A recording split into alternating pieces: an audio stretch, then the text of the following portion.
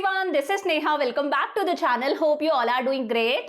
तो हम लोग कर रहे हैं हमारा चैप्टर नंबर 11 मार्केटिंग मैनेजमेंट। देखो क्या क्या पढ़ लिया इस चैप्टर में अभी तक हम लोगों ने। सबसे पहले हम लोगों ने बात करी थी मार्केटिंग मैनेजमेंट का कॉन्सेप्ट क्या होता है, मार्केटिंग के क्या क्या फीचर्स होते हैं and marketing management philosophies. Then हम लोगों ने बात करी फंक्शंस ऑफ मार्केटिंग। फिर हम लोगों ने स्टार्ट करा था हमारा important topic marketing mix. Marketing mix के हमारे पास में कितने एलिमेंट्स होते हैं? 4 एलिमेंट्स होते हैं, प्रोडक्ट, प्राइस, प्लेस, प्रमोशन। इन्हीं को हम बोलते हैं 4 पीस ऑफ मार्केटिंग। तो देखो 2 एलिमेंट्स हम लोगों ने पढ़ लिए, प्रोडक्ट और प्राइस। अब आज की क्लास में हम लोग करेंगे हमारा third element, that is place. Place का ही दूसरा नाम है फिजिकल डिस्ट्रीब्यूशन। पूरा थर्ड एलिमेंट हम लोग आज की क्लास में कंप्लीट कर लेंगे। देन कल की क्लास में हम लोग करेंगे हमारा last element, that is promotion. Promotion एक क्लास में होता है तो एक क्लास में कर लेंगे, नो तो बड़ा है 2 क्लासेस में भी कर सकते हैं। ठीक है, शुरू करें। देखो क्या है प्लेस यानी कि फिजिकल डिस्ट्रीब्यूशन। देखो हम लोगों ने 2 काम कर लिए। हम लोगों ने प्रोडक्ट बना लिया, प्रोडक्ट से रिलेटेड सारे इंपॉर्टेंट डिसीजंस ले लिए कि प्रोडक्ट कैसा होगा, क्या शेप होगी, क्या साइज होगा, क्या कलर होगा, कैसी क्वालिटी होगी। हमारा प्रोडक्ट बनके तैयार हो गया। हम लोगों ने हमारे प्रोडक्ट की प्राइस भी डिसाइड कर ली। अब तीसरा एलिमेंट आता है प्लेस यानी कि फिजिकल डिस्ट्रीब्यूशन, कि वो जो प्रोडक्ट बनके तैयार हुआ है उसे कस्टमर्स तक कैसे पहुंचाना है। इस पूरे के पूरे प्रोसेस, इसके अंदर जितने भी इंपॉर्टेंट डिसीजंस लिए जाते हैं कि प्रोडक्ट को कस्टमर्स तक कैसे पहुंचाना है, उसे हम लोग क्या बोल देते हैं? Place mix. फॉर एग्जांपल देखो किसी भी चीज का प्रोडक्शन एक जगह पर होता है लेकिन उस चीज को अलग अलग जगह पर कंज्यूम करा जाता है। अगर हम चाय की बात करें तो चाय का प्रोडक्शन कहाँ होता है? आसाम के अंदर होता है, दार्जिलिंग वगैरह के अंदर होता है। तो वो क्या है? प्लेस ऑफ प्रोडक्शन है। लेकिन चाय का कंजम्पशन कंट्री के हर कॉर्नर के अंदर हो रहा है, नॉर्थ में, साउथ में, ईस्ट में, वेस्ट में, हर जगह चाय पी जाती है।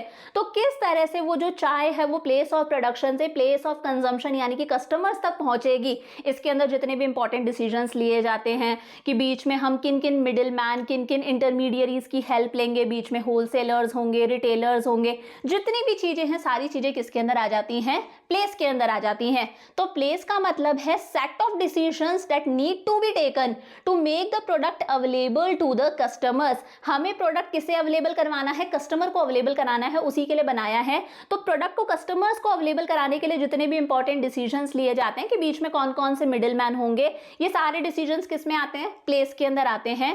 प्लेस क्या है? प्रोसेस है by which goods are transferred from the place of production to the place of consumption. ये एक ऐसा प्रोसेस है जिसके अंदर जो गुड्स हैं वो प्लेस ऑफ प्रोडक्शन से कहां पर पहुंचेंगे? प्लेस ऑफ कंजम्पशन तक पहुंचेंगे, यानी कि कस्टमर्स तक पहुंचेंगे। तो समझ में आ गया, प्लेस ऑफ प्रोडक्शन से गुड्स को कहां पहुंचाना है? प्लेस ऑफ कंजम्पशन तक पहुंचाना है। बीच में जितने भी इंपॉर्टेंट डिसीजंस होंगे, जो भी एक्टिविटीज होंगी, सब कुछ किसके अंदर आता है? प्लेस के अंदर आता है।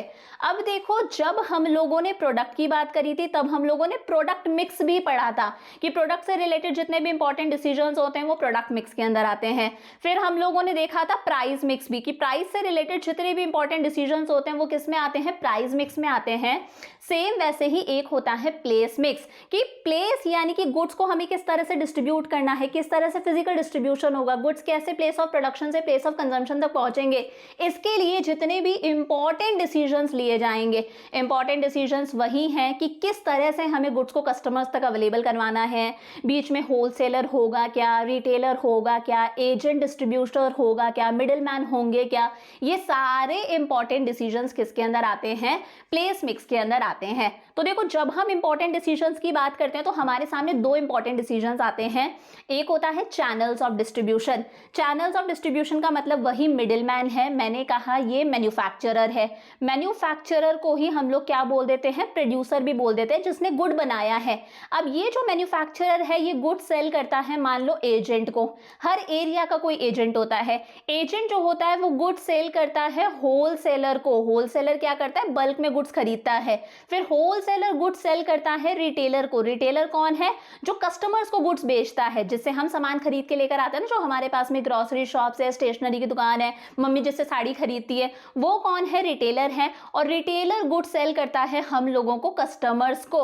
तो चैनल्स ऑफ डिस्ट्रीब्यूशन का मतलब यही है, ये जो बीच में 3 हमारे पास में मिडिल मैन आ रहे हैं ना, इंटरमीडियरीज आ रहे हैं, एजेंट हो गया, होलसेलर हो गया, रिटेलर हो गया, जो गुड्स को कस्टमर्स को अवेलेबल करवाएंगे, इन मिडिल मैन को हम लोग बोलते हैं चैनल्स ऑफ डिस्ट्रीब्यूशन, इनसे रिलेटेड डिसीजंस लिए जाते हैं। एक होता है कंपोनेंट्स ऑफ फिजिकल डिस्ट्रीब्यूशन, जिसे हम बोलते हैं फिजिकल मूवमेंट ऑफ गुड्स, कि गुड्स को हमें कस्टमर्स को अवेलेबल कराना है, उसके लिए बीच बीच में कौन कौन सी एक्टिविटीज हमें परफॉर्म करनी पड़ती है, जैसे ऑर्डर प्रोसेसिंग होता है, वेयर हाउस की फैसिलिटी होती है, ट्रांसपोर्टेशन फैसिलिटी होती है, हमें इन्वेंट्री मेंटेन करके रखना पड़ता है। तो वो सारी एक्टिविटीज, 4 एक्टिविटीज है, हम आगे चल के पढ़ेंगे। ये किस में आ जाता है? Components of physical distribution. तो यही 2 चीजें पढ़नी है हम लोगों को प्लेस के अंदर। नंबर 1 हमारे पास में क्या है? Channels of distribution. पीछे देखा ना हम लोगों ने, चैनल्स ऑफ डिस्ट्रीब्यूशन। देखो चैनल्स ऑफ डिस्ट्रीब्यूशन का मतलब मैंने आपको क्या बताया कि प्रोड्यूसर से गुड्स पहुंचेंगे कहां पर? कस्टमर के पास में। तो उसके लिए बीच में जिन भी लोगों को यूज करा गया है, जो भी मिडिलमैन काम में आ रहे हैं, जो भी हमारे इंटरमीडियरीज काम में आ रहे हैं ना, उन इंटरमीडियरीज को बोला जाता है channels of distribution. Goods are produced at one place but customers are scattered all over the country. कोई भी जो गुड्स हैं वो कंट्री में एक जगह बनते हैं, लेकिन जो कस्टमर्स हैं वो कस्टमर्स कंट्री के हर कॉर्नर के अंदर है। जैसे मैंने चाय का एग्जांपल दिया, चाय आसाम में बन रही है, लेकिन चाय के कस्टमर्स जो हैं वो कंट्री के हर कॉर्नर के अंदर हैं। और प्रोड्यूसर के लिए पॉसिबल नहीं है कि वो एक एक कस्टमर के पास में जाके अपने गुड्स को डिस्ट्रीब्यूट करे, पॉसिबल नहीं है। इसीलिए वो बीच में बहुत सारे मिडिलमैन की हेल्प लेता है, इंटरमीडियरीज की हेल्प लेता है। इन्हीं middleman, intermediaries, wholesalers, retailers, agents वगैरह को हम लोग बोल देते हैं channels of distribution. Channels of distribution includes firms or individuals who transfer goods from place of production to the place of consumption। तो ये channels of distribution कोई individual person भी हो सकता है, कोई इंसान भी हो सकता है, कोई firm भी हो सकती है, जो goods को place of production से कहां पर पहुंचाएगी? place of consumption, यानी कि customers तक पहुंचाएगी। समझ में आ गया channels of distribution? अब देखो, अगर ये चैनल्स ऑफ डिस्ट्रीब्यूशन ना होते, अगर ये होलसेलर्स ना होते, रिटेलर्स ना होते, तो हम कंज्यूमर्स को अगर कोई भी चीज चाहिए होती तो हमें डायरेक्टली किसके पास में जाना पड़ता? प्रोड्यूसर के पास में जाना पड़ता, मैन्युफैक्चरर के पास में जाना पड़ता। चाय चाहिए हमें आसाम जाना पड़ता, अगर राइस चाहिए हमें फार्मर के पास में जाना पड़ता, चीनी चाहिए हमें शुगर मिल जाना पड़ता। तो अगर बीच में कोई मिडिलमैन नहीं होते, ये डिस्ट्रीब्यूशन चैनल नहीं होता, तो कंज्यूमर डायरेक्टली किसके पास में जाता? मैन्युफैक्चरर के पास में जाता। लेकिन आज की डेट में हमारे पास में बहुत सारे मिडिलमैन हैं, बहुत सारे हमारे पास में इंटरमीडियरीज है, ये डिस्ट्रीब्यूशन चैनल है। तो अगर हम कस्टमर्स को कोई भी चीज चाहिए होती है तो हम डायरेक्टली चाय पीने के लिए आसाम नहीं जाते, राइस के, वीट के लिए हम फार्मर के पास में नहीं जाते, हम सीधे कहाँ जाते हैं? रिटेलर के पास में जाते हैं। जो हमारे घर के पास में ग्रोसरी शॉप है, जो बंदा है, हम उससे जाके सामान खरीदते हैं। तो हमारे लिए चीजें बहुत ज्यादा ईजी हो चुकी हैं, टाइम भी बच रहा है, कहीं ना कहीं हमारा पैसा भी बच रहा है, और कहीं ना कहीं एफर्ट भी बचता है। कंज्यूमर डायरेक्टली रिटेलर से सारा सामान खरीदता है। समझ में आ गया? तो देखो, जब हम इन चैनल्स की बात करते हैं तो हमारे पास में 2 तरह के चैनल्स होते हैं। चैनल लेवल्स हमारे पास में 2 तरह के हैं, इसी को हम डिस्ट्रीब्यूशन लेवल्स भी बोलते हैं। एक होता है डायरेक्ट चैनल, दूसरा हमारे पास में होता है इनडायरेक्ट चैनल। देखो, डायरेक्ट चैनल का मतलब है, डायरेक्ट चैनल का मतलब है कि मैन्युफैक्चरर यानी कि प्रोड्यूसर और कस्टमर के बीच में कोई मिडिलमैन नहीं होगा, कोई इंटरमीडियरी नहीं होगा। जो मैन्युफैक्चरर है वो डायरेक्टली अपने गुड्स किसको सेल कर देगा? कस्टमर्स को सेल कर देगा। इसे बोला जाता है डायरेक्ट चैनल, बीच में कोई इंटरमीडियरी नहीं है। इसीलिए इसका दूसरा नाम क्या हो जाता है? Zero level channel. क्या बोलते हैं? Zero level channel. तो यहां पर जो फर्म है यानी कि जो मैन्युफैक्चरर है वो डायरेक्टली अपने गुड्स किसे सेल कर देता है? अपने कस्टमर्स को सेल कर देता है। बीच में किसी तरह का कोई इंटरमीडियरी, कोई मिडिलमैन नहीं है। देख सकते हो, मैन्युफैक्चरर डायरेक्टली गुड्स किसको सेल कर रहा है? कस्टमर को सेल कर रहा है। फॉर एग्जाम्पल, मान लो मैं मेरे घर के अंदर केक बनाती हूँ, मेरी छोटी सी एक बेकरी है, आपको कोई ऑर्डर देना है, आप कस्टमर हो, मैं कौन हूं? मैन्युफैक्चरर हूं। तो मैं मैन्युफैक्चरर केक डायरेक्टली आपको सेल कर रही हूं। मैन्युफैक्चरर से जो प्रोडक्ट है, जो भी केक वगैरह है, वो डायरेक्टली कस्टमर तक पहुंच रहा है। हमारे बीच में कोई इंटरमीडियरी नहीं है, कोई नहीं आ रहा। दिस इज डायरेक्ट चैनल यानी कि zero level channel. For example, अगर मान लो आपको बाटा के शूज खरीदने हैं, आप ऑनलाइन जाओ, बाटा की वेबसाइट पर जाओ, आप डायरेक्टली बाटा की वेबसाइट से शूज ऑर्डर कर सकते हो। तो यहाँ पर बाटा डायरेक्टली आपको शूज सेल कर रहा है, बीच में कोई मिडिलमैन नहीं है। यूरेका फोर्ब्स की अगर हम बात करें, अगर हमें यूरेका फोर्ब्स का वाटर प्योरीफायर लगवाना है तो हम डायरेक्टली वेबसाइट पे जाएंगे, हमारे पास में आ जाएगा। तो डायरेक्टली कस्टमर है और एक तरफ मैन्युफैक्चरर है। नाइकी के हमें प्रोडक्ट्स खरीदने हैं, एमवे के प्रोडक्ट्स खरीदने हैं, हम डायरेक्टली इनकी वेबसाइट से खरीद सकते हैं, बीच में कोई इंटरमीडियरी नहीं है। This is zero level channel यानी कि डायरेक्ट चैनल। अब देखो, यहाँ पर हम कैसे चीज़ों को खरीद सकते हैं? इंटरनेट के थ्रू खरीद सकते हैं, जैसे मैंने आपको बताया। वेबसाइट के थ्रू हम सामान खरीद सकते हैं। थ्रू मेल ऑर्डर हाउस हम लोग मेल वगैरह करके भी हमारा सामान परचेज कर सकते हैं। या फिर ये जो कंपनीज होती हैं ये क्या करती हैं, एक सेल्समैन अपॉइंट करके रखती हैं, सेल्समैन अपॉइंट कर लेती हैं, ग्रुप ऑफ सेल्समैन अपॉइंट कर लेते हैं। सेल्समैन को हम कभी भी इंटरमीडियरी नहीं बोलते, और ये कंपनीज अपने सेल्समैन के थ्रू अपने प्रोडक्ट को कस्टमर्स तक पहुंचाती हैं। या फिर टेली शॉपिंग भी कर सकते हैं, कॉल वगैरह करके भी हम हमारा ऑर्डर प्लेस कर सकते हैं। तो याद रखना, बीच में कोई इंटरमीडियरी नहीं है। मैन्युफैक्चरर डायरेक्टली अपना प्रोडक्ट किसको सेल कर रहा है? कस्टमर को, दैट इज डायरेक्ट चैनल। लेकिन जब हम इनडायरेक्ट चैनल की बात करते हैं, अगर कंपनी बड़े लेवल पर काम कर रही है, कंपनी का प्रोडक्ट बहुत सारे हैं, कंपनी को बहुत सारे लोगों तक अपने प्रोडक्ट को पहुंचाना है, इस सिचुएशन में कंपनी किसका सहारा लेती है? इनडायरेक्ट चैनल का सहारा लेती है। इनडायरेक्ट चैनल में क्या होता है? बीच में हमारे पास में इंटरमीडियरीज आ जाते हैं। इसके अंदर हमारे पास में देखो फर्दर 3 कैटेगरीज हैं। एक होता है 1 लेवल चैनल, यानी कि बीच में एक इंटरमीडियरी होगा। एक होता है 2 लेवल चैनल, बीच में 2 इंटरमीडियरीज होंगे। और एक होता है 3 लेवल चैनल, बीच में कितने इंटरमीडियरीज होंगे? 3 इंटरमीडियरीज होंगे, 3 मिडलमैन होंगे। तो देखो 1 लेवल चैनल के अंदर एक तरफ हमारे पास में कौन है? मैन्युफैक्चरर है, एक तरफ हमारे पास में कस्टमर है, बीच में एक हमारे पास में मिडलमैन आ जाता है जो है रिटेलर, यानी कि हमारे घर के आसपास में जो शॉप्स है। रिटेलर वो होता है जो डायरेक्टली कस्टमर से इंटरेक्ट करता है, हम लोग जिससे सामान खरीदते हैं ना, वो रिटेलर होता है। तो यहाँ पर मैन्युफैक्चरर सामान किसको बेचेगा? रिटेलर को बेचेगा। रिटेलर सामान किसको बेचेगा? कस्टमर को बेचेगा। तो इस चैनल के अंदर सिर्फ एक ही इंटरमीडियरी होता है, एक ही मिडलमैन होता है, दैट इज रिटेलर। फर्म जो है वो अपने प्रोडक्ट को रिटेलर को सेल करती है, और रिटेलर डायरेक्टली प्रोडक्ट को किसको सेल कर देता है? कस्टमर को सेल कर देता है। जब हम बहुत ज्यादा एक्सपेंसिव चीजों की बात करते हैं, फॉर एग्जाम्पल जब हम गाड़ी वगैरह की बात करते हैं, तो जो भी मैन्युफैक्चरर है गाड़ी का, कार का, वो मैन्युफैक्चरर अपनी कार किसको सेल करेगा? शोरूम वाले को सेल करेगा, और हम लोग शोरूम से कार परचेज करेंगे। तो बीच में एक ही इंटरमीडियरी आया, रिटेलर। या फिर एक्सपेंसिव ज्वेलरी हो गई, या फिर वॉचेस वगैरह हो गए, एक्सपेंसिव चीजें जो होती है वहां पर बीच में एक ही इंटरमीडियरी होता है। याद रहेगा, 1 लेवल चैनल, बीच में एक इंटरमीडियरी। सेकंड हमारे पास में आता है 2 लेवल चैनल।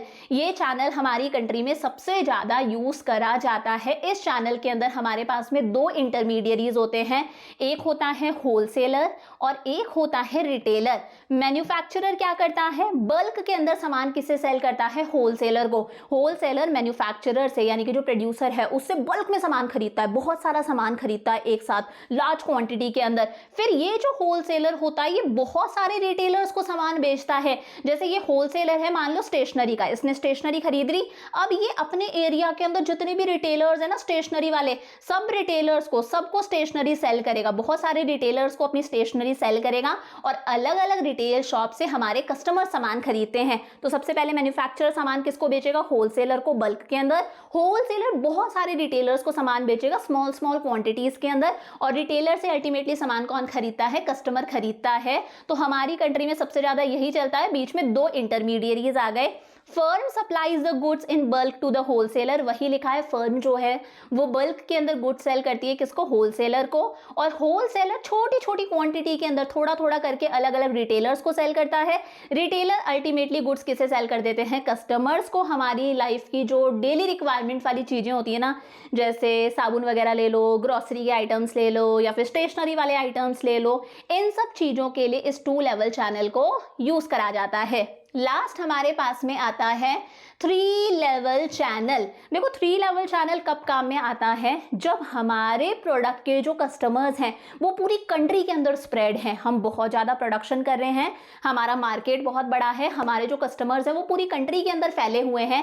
इस सिचुएशन में हम जो मार्केटर है वो 3 इंटरमीडियरीज, 3 मिडिलमैन को बीच में यूज में करता है। एक होलसेलर है ही, रिटेलर है ही, साथ में एक और आ जाता है जिसे हम बोलते हैं डिस्ट्रीब्यूटर। इसी डिस्ट्रीब्यूटर को हम एजेंट भी बोल सकते हैं। क्या बोल सकते हैं? एजेंट भी बोल सकते हैं। तो देखो हर एरिया के डिस्ट्रीब्यूटर्स होते हैं, हर एरिया का एजेंट होता है। फॉर एग्जांपल मैन्युफैक्चरर है, मैन्युफैक्चरर हर एरिया के डिस्ट्रीब्यूटर यानी कि एजेंट को अपना सामान बेचेगा बल्क के अंदर। फॉर एग्जांपल नॉर्थ इंडिया का एजेंट अलग है, साउथ का अलग है, ईस्ट का अलग है, वेस्ट का अलग है, अलग अलग एरिया के एजेंट्स होते हैं। फिर ये एजेंट सामान किसे सेल करते हैं? होलसेलर को सेल करते हैं, वही बल्क के अंदर बहुत सारा सामान सेल करते हैं। इन डिस्ट्रीब्यूटर्स के एरिया में बहुत सारे होलसेलर्स होते हैं। ये नॉर्थ का डिस्ट्रीब्यूटर है तो नॉर्थ के अंदर बहुत सारे होलसेलर्स हैं, वो बहुत सारे होलसेलर्स को सामान सेल करते हैं। फिर बहुत सारे होलसेलर्स जो होते हैं वो अपने एरिया के अंदर जो जो रिटेलर्स है, छोटी छोटी सी दुकानें हैं, जो हमारे घर के आसपास दुकानें होती हैं, बहुत सारी दुकानों के अंदर सामान सेल करते हैं। और ये रिटेलर्स अल्टीमेटली सामान किसे सेल करते हैं? कस्टमर्स को सेल करते हैं। समझ में आया? Firm supplies the goods in bulk to the distributor, वही लिखा है। फर्म जो है वो बल्क के अंदर गुड्स किसे सेल करती है? डिस्ट्रीब्यूटर को। डिस्ट्रीब्यूटर गुड्स सेल करता है होलसेलर को। होलसेलर स्मॉल स्मॉल क्वांटिटीज के अंदर गुड्स सेल करता है बहुत सारी रिटेल शॉप्स को। और ये रिटेलर्स गुड्स किसे सेल करते हैं? फाइनली कस्टमर्स को, हम लोगों को। When goods are to be supplied in deep corners of the country, जब गुड्स को हमें कंट्री के हर कॉर्नर तक पहुंचाना है, हमारा जो प्रोडक्ट है उसकी डिमांड पूरी कंट्री में हो रही है, इस सिचुएशन में इस चैनल को यूज करा जाता है। अलग अलग एजेंट्स होते हैं, नॉर्थ इंडिया का डिस्ट्रीब्यूटर अलग, साउथ इंडिया का डिस्ट्रीब्यूटर अलग, ईस्ट का अलग, वेस्ट का अलग, इस तरह से। समझ में आ गया? तो क्या पढ़ा हम लोगों ने? देखो अभी तक हम लोग बात कर रहे हैं प्लेस की, फिजिकल डिस्ट्रीब्यूशन की। प्लेस मिक्स के अंदर हमें दो तरह के डिसीजंस लेने होते हैं। एक होता है चैनल्स ऑफ डिस्ट्रीब्यूशन, जो अभी अभी हम लोगों ने पढ़ा कि प्रोड्यूसर और कस्टमर के बीच में जितने भी मिडिलमैन होते हैं, जितने भी इंटरमीडियरीज होते हैं, एजेंट हो गया जिसे हम डिस्ट्रीब्यूटर बोलते हैं, होलसेलर हो गया, रिटेलर हो गया, ये सब किसके अंदर आते हैं? चैनल्स ऑफ डिस्ट्रीब्यूशन के अंदर आते हैं। अब दूसरा डिसीजन क्या आता है हमारे पास में? फिजिकल मूवमेंट ऑफ गुड्स, यानी कि कंपोनेंट्स ऑफ फिजिकल डिस्ट्रीब्यूशन, कि एक्चुअली जो गुड्स हैं वो कस्टमर तक किस तरह से पहुंचेंगे। मैं ट्रांसपोर्टेशन की बात नहीं कर रही। गुड्स को कस्टमर तक पहुंचाने के लिए बीच में कौन कौन सी एक्टिविटीज करी जाती हैं, कौन कौन से स्टेप्स लिए जाते हैं, वो किसके अंदर आता है? हमारा components of physical distribution. Components of physical distribution भी बोल सकते हो, डिसीजंस इन फिजिकल डिस्ट्रीब्यूशन भी बोल सकते हो। तो गुड्स को कैसे कस्टमर्स तक पहुंचाना है, इसके लिए बीच में चार तरह की एक्टिविटीज होती हैं। एक होता है ऑर्डर प्रोसेसिंग। क्या? Order processing. दूसरा होता है ट्रांसपोर्टेशन, यानी कि जो सामान है वो रोडवेज के थ्रू कस्टमर तक पहुंचाना है, रेलवेज के थ्रू पहुंचाना है, एयरवेज के थ्रू पहुंचाना है, वाटरवेज के थ्रू पहुंचाना है, कैसे पहुंचाना है। एक होता है वेयर हाउसिंग, जब हम सामान को, जो मार्केटर है वो सामान को जब गोडाउन में स्टोर करके रखता है उसे वेयर हाउसिंग बोलते हैं। और कितना इन्वेंट्री मेंटेन करके रखना है, कितना स्टॉक मेंटेन करके रखना है रॉ मटेरियल का, सेमी फिनिश्ड गुड्स का, फिनिश्ड गुड्स का, वो किस में आ जाता है? इन्वेंट्री में। तो चार चीजें याद रहेंगी: order processing, transportation, warehousing and inventory. Number 1 क्या है हमारे पास में? Order processing. देखो ऑर्डर प्रोसेसिंग का मतलब होता है, मैं कस्टमर हूं, मैंने ऑर्डर दिया, मैंने मेरा ऑर्डर प्लेस करा, और जब मेरे पास में फाइनली मेरा गुड डिलीवर होगा, मेरे पास में मेरा गुड आएगा, इसके बीच में जितने भी स्टेप्स होते हैं, जितनी भी एक्टिविटीज होती है, जो भी टाइम लगता है, वो किसके अंदर आता है? ऑर्डर प्रोसेसिंग के अंदर। आपने ऑर्डर प्लेस करा, ऑर्डर प्लेस करने से लेकर आपके पास में जब एक्चुअली गुड की डिलीवरी होगी, आपके पास में आपका प्रोडक्ट आएगा, इसके बीच में जितनी भी एक्टिविटीज होती हैं, जितने भी स्टेप्स लिए जाते हैं, सब कुछ किसके अंदर आता है? Order processing. Order processing involves all the steps involved between taking order from customer and delivery of goods as per order। हम लोगों ने कस्टमर से ऑर्डर लिया और जब हम कस्टमर को उसकी रिक्वायरमेंट के अकॉर्डिंग गुड्स डिलीवर करेंगे, इसके बीच में जितने भी स्टेप्स लिए जा रहे हैं, जितनी भी एक्टिविटीज होती हैं, सब कुछ किसके अंदर आता है? ऑर्डर प्रोसेसिंग के अंदर। देखो बेसिकली होता क्या है, हम लोग ऑर्डर प्लेस करेंगे, हम हमारा ऑर्डर देंगे कि हमें शूज चाहिए, मुझे नाइकी के शूज चाहिए, मैंने ऑर्डर प्लेस करा किसे? सेल्समैन को। मैंने नाइकी को ऑर्डर प्लेस नहीं करा है, मैंने कंपनी में ऑर्डर प्लेस नहीं करा है, मैंने ऑर्डर दिया है किसे? सेल्समैन को। अब जो नाइकी का हमारा सेल्समैन है, वो सेल्समैन आगे ये ऑर्डर कहां तक पहुंचाएगा? नाइकी तक पहुंचाएगा, यानी कि कंपनी तक पहुंचाएगा। हम लोगों ने ऑर्डर प्लेस करा सेल्समैन को, सेल्समैन इस ऑर्डर को आगे पहुंचाएगा कंपनी के पास में, और कंपनी हमारा क्रेडिट चार्ट देखेगी। क्रेडिट चार्ट का मतलब है कंपनी देखेगी कि यार हम जब ऑर्डर प्लेस करते हैं, ये जो कस्टमर है जब ये ऑर्डर प्लेस करता है, हम इसे गुड्स डिलीवर कर देते हैं, तो ये टाइम पर पेमेंट तो करता है ना, हमारा क्रेडिट प्रोफाइल कैसा है, हम ऐसा तो नहीं है बार बार रिटर्न करते हैं या फिर टाइम पर पेमेंट नहीं करते, तो हमारा क्रेडिट चार्ट देखा जाता है। कंपनी देखती है कि कंपनी के पास में सफिशिएंट इन्वेंट्री है ना, वो प्रोडक्ट रखा तो है ना, अगर प्रोडक्ट मैन्युफैक्चर मैन्युफैक्चर करना है तो उसके लिए हमारे पास में सफिशिएंट रॉ मटेरियल तो है ना, पूरा प्रोडक्शन शेड्यूल देखा जाता है कि कब प्रोडक्शन करना है, कब डिलीवरी करनी है, सारी चीजें देखी जाती हैं और उसके बाद में कस्टमर की डिमांड के अकॉर्डिंग कस्टमर को फाइनली ऑर्डर डिलीवर करा जाता है। तो हम लोगों ने ऑर्डर प्लेस करा और हमारे पास में फाइनली हमारा गुड आ रहा है, गुड्स की डिलीवरी हो रही है। इसके बीच में जितने भी स्टेप्स हो रहे हैं सारी चीजें किसके अंदर आती हैं, ऑर्डर प्रोसेसिंग के अंदर आती हैं। अब देखो, जितना कम टाइम कंपनी इस ऑर्डर प्रोसेसिंग में लेगी, जितना कम समय कंपनी इस ऑर्डर प्रोसेसिंग में लेगी, उतना ही कंपनी का कस्टमर जो है वो सेटिस्फाइड रहेगा। हम लोगों ने कोई ऑर्डर प्लेस करा, 1-2 दिन के अंदर हमारे पास में हमारा ऑर्डर आ भी गया, प्रोडक्ट आ भी गया, तो हम उतने ही ज्यादा सेटिस्फाइड रहेंगे।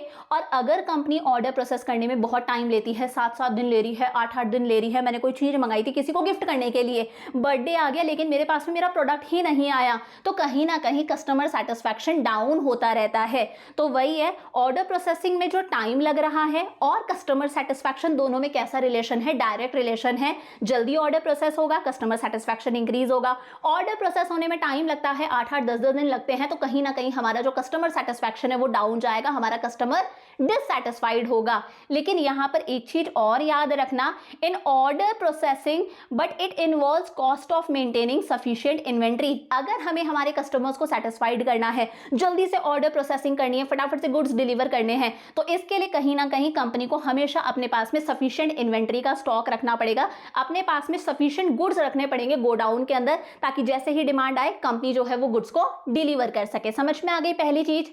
दूसरा आ जाता है ट्रांसपोर्टेशन। इजी सा है, ट्रांसपोर्टेशन का मतलब है किस तरह से गुड्स जो हैं वो प्लेस ऑफ प्रोडक्शन से प्लेस ऑफ कंजम्पशन तक पहुंचेंगे, किस तरह से गुड्स की डिलीवरी होगी। जो फिजिकल मूवमेंट होता है ना, जब गुड्स प्लेस ऑफ प्रोडक्शन से प्लेस ऑफ कंजम्पशन तक पहुंचते हैं, इसे हम बोलते हैं ट्रांसपोर्टेशन। ट्रांसपोर्टेशन के लिए अलग अलग साधन होते हैं। कंपनी चाहे तो रोडवेज का यूज कर सकती है, रेलवेज यूज कर सकती है, बाय एयर सामान जा सकता है, वाटरवेज के थ्रू जा सकता है, अगर दूसरी कंट्री में जाना है तो पाइपलाइंस के थ्रू जा सकता है। हर मोड के अपने अपने फायदे हैं, अपने अपने नुकसान है, तो कंपनी देखती है कंपनी की रिक्वायरमेंट के हिसाब से कौन सा मोड सबसे सूटेबल है। रोडवेज सूटेबल है, रेलवे सूटेबल है, वाटरवेज एयरवेज कौन सा सूटेबल है, उसके अकॉर्डिंग कंपनी गुड्स की क्या करती है, ट्रांसपोर्टेशन करती है। ट्रांसपोर्टेशन की वजह से एक यूटिलिटी क्रिएट होती है, जिस यूटिलिटी को हम लोग बोल देते हैं प्लेस यूटिलिटी। प्लेस यूटिलिटी कैसे क्रिएट हो रही है, हमें चाय पीनी है, अब चाय हमें पीनी होती है तो चाय खरीदने के लिए हमारे पास में ग्रोसरी शॉप है, हम वहां से जाके चाय पत्ती ले आते हैं। ये क्यों है, क्योंकि ट्रांसपोर्टेशन पॉसिबल है। अगर ऐसा नहीं होता तो हमें चाय खरीदने कहाँ जाना पड़ता, आसाम जाना पड़ता, दार्जिलिंग जाना पड़ता, हमारा टाइम खर्च होता। तो ये ट्रांसपोर्टेशन हमें एक यूटिलिटी दे रहा है, यानी कि प्लेस यूटिलिटी दे रहा है कि वो जो चीज है वो हमारे घर के आसपास में ही अवेलेबल है। तीसरी चीज होती है वेयर हाउसिंग। वेयर हाउसिंग मतलब कंपनी को, जो भी मार्केटर है, उसे अपने गुड्स को स्टोर करके रखना पड़ता है। स्टोर कहाँ करते हैं, गोडाउन वगैरह में करते हैं, यही वेयर हाउसिंग होता है। Goods are not sold immediately after production, companies need to store these goods until they are sold in the market. देखो, गुड्स का प्रोडक्शन हुआ, लेकिन जैसे ही गुड्स का प्रोडक्शन हुआ है इमीडिएटली गुड्स को बेचा नहीं जाता। कंपनी इस गुड्स को स्टोर करके रखती है और तब मार्केट में सेल करती है जब कस्टमर डिमांड करता है। Storage is necessary because some goods like crops are harvested in a particular season but demanded throughout the year. Storage बहुत जरूरी है। फॉर एग्जाम्पल, अगर हम क्रॉप्स वगैरह की बात करें, राइस, व्हीट या फिर सब्जियों वगैरह की बात करें, फ्रूट्स की बात करें, तो ये एक पर्टिकुलर सीजन में उगाए जाते हैं, लेकिन इनका कंजम्पशन, हम लोग इन चीजों को पूरे साल खरीदते हैं, तो कहीं ना कहीं तो स्टोर करना पड़ेगा ना इन चीजों को। फॉर एग्जांपल, एसी है, कूलर है, वुलन क्लोथ्स है, इनकी डिमांड तो एक पर्टिकुलर सीजन के अंदर हो रही है, लेकिन हमें स्टोर करके रखना पड़ता है। प्रोड्यूसर सालों साल प्रोडक्शन करता है, पूरे साल प्रोडक्शन करता है, वो स्टोर करके रखता है, जब डिमांड आएगी तब वो सेल करेगा। इसके लिए जरूरी होते हैं वेयर हाउसेस, यानी कि गोडाउन। तो कंपनी चाहे तो वो खुद के वेयर हाउसेस में स्टोर करके रख सकती है, बड़ी कंपनी है, खुद का वेयर हाउस भी होता है। कंपनी चाहे तो वेयर हाउसेस को रेंट पर भी ले सकती है, हायर्ड वेयर हाउसेस भी हो सकते हैं। कई बार सरकार भी वेयर हाउसेस अपने अवेलेबल करवाती है, जिन्हें हम बोलते हैं पब्लिक वेयर हाउसेस। इनमें भी कंपनीज अपने प्रोडक्ट्स को स्टोर करके रख सकती हैं और इसकी वजह से एक यूटिलिटी क्रिएट होती है, जिसे हम बोलते हैं टाइम यूटिलिटी, कि हम जब गुड की डिमांड करेंगे हमारे पास में तभी गुड अवेलेबल हो जाएगा, क्योंकि वो गुड कहाँ स्टोर है, वेयर हाउसेस में स्टोर है। हालांकि ये याद रखना, गुड्स को स्टोर करने की अच्छी खासी कॉस्ट आती है, गुड्स को स्टोर करना पड़ता है, वेयर हाउसेस का रेंट देना पड़ता है, इंसेक्ट से, चूहे वगैरह से गुड्स को बचाना पड़ता है, तो स्टोर करने की अच्छी खासी कॉस्ट आती है। ये भी कंपनी को दिमाग में रखना है। लास्ट हमारे पास में आता है इन्वेंट्री। इन्वेंट्री मतलब जो भी हमारा गुड है उसका स्टॉक तो कंपनी अपने पास में रखेगी ना। फॉर एग्जाम्पल अगर आप गाड़ी के शोरूम में गए हो तो वहां पर तो हो सकता है 5-6 गाड़ियां हैं, लेकिन ऐसा थोड़ी ना है कि कंपनी के पास में 5-6 गाड़ियां हैं। कंपनी ने स्टॉक रख रखा है अपने पास में बहुत सारी कार्स का। अगर आप एक फर्नीचर शॉप के अंदर गए तो फर्नीचर शॉप के अंदर तो हो सकता है 3-4 सोफे हैं, 3-4 बेड्स हैं, 3-4 डाइनिंग टेबल है, लेकिन उस फर्नीचर शॉप का जो गोडाउन है, जो वेयर हाउस है, वहां पर इन सारी चीजों का स्टॉक रखा हुआ होता है। बहुत सारे सोफाज होते हैं, बहुत सारे बेड, बहुत सारी डाइनिंग टेबल, सारी चीजें होती हैं। तो इन्वेंट्री वही है जब हम हमारे गुड का स्टॉक मेंटेन करके चलते हैं, उसे हम इन्वेंट्री बोलते हैं। Proper inventory maintenance ensures product availability. अगर मार्केटर ने इन चीजों का प्रॉपर इन्वेंट्री मेंटेन करके रखी है, सफिशिएंट स्टॉक मेंटेन करके रख रखा है, तो इसकी वजह से हमें अश्योरेंस मिलती है प्रोडक्ट अवेलेबिलिटी की, कि जब भी हम प्रोडक्ट की डिमांड करेंगे हमारे पास में प्रोडक्ट अवेलेबल हो जाएगा। फॉर एग्जांपल हमारे पास में ग्रोसरी शॉप है, अगर हमें कोई चीज चाहिए होती है, मान लो शॉप वाले के पास में नहीं है, तो शॉप वाला सीधा सा बोलता है अभी दुकान पे नहीं है, मेरे घर के अंदर गोडाउन बना हुआ है, बंदे को भेजूंगा, गोडाउन से सामान मंगवा लूंगा। ये क्या है? इन्वेंट्री मेंटेन करना है। It means availability of goods whenever demanded. अगर हमारे पास में सफिशिएंट इन्वेंट्री है तो जब भी डिमांड आएगी हम कस्टमर की डिमांड को फुलफिल कर सकते हैं। Inventory also requires huge cost in terms of cost of capital blocked and risk of price fluctuation. लेकिन अगर हम इन्वेंट्री मेंटेन करते हैं तो इसकी कॉस्ट भी आती है। हम लोगों ने बहुत सारी इन्वेंट्री मेंटेन करके रखी है, कहीं ना कहीं हमारा पैसा ब्लॉक हो गया, अब इस इन्वेंट्री को सेल करेंगे, इन सोफा सेट्स, इन गाड़ियों को सेल करेंगे, तभी हमारे पास में पैसा आएगा। और कहीं ना कहीं अलग अलग तरह का हमें रिस्क भी फेस करना पड़ता है। मान लो मैंने बहुत सारी इन्वेंट्री मेंटेन करी है, लेकिन अचानक से कस्टमर्स की डिमांड बदल गई, मार्केट एकदम से डाउन चले गया, लोग डिमांड ही नहीं करे, तो कहीं ना कहीं थोड़ा सा रिस्क भी फेस करना पड़ता है।